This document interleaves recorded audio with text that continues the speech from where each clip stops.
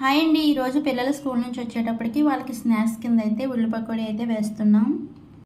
ముందుగా ఒక గిన్నె తీసుకొని ఇందులో సన్నగా తరిగిన ఉల్లిపాయ ముక్కలు, ఒక గుప్పెడి కరివేపాకు, ఒక చిటికెడు పసుపు, ఒక 4 స్పూన్ల శనగపిండి, సన్నగా తరిగిన అల్లం పచ్చిమిర్చి ముక్కలు, రుచికి తగినంత ఉప్పు,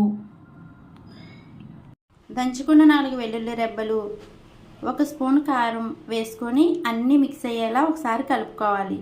తర్వాత ఇందులో కొద్దిగా వాటర్ వేసుకొని మరొకసారి కలుపుకొని దీనిని పక్కన పెట్టుకోవాలి.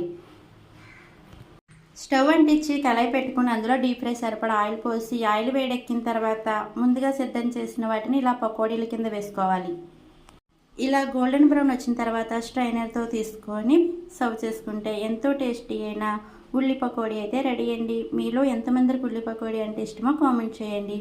ఈ వీడియో నచ్చినట్లయితే లైక్ చేసి ఛానల్ని సబ్స్క్రైబ్ చేసుకోండి.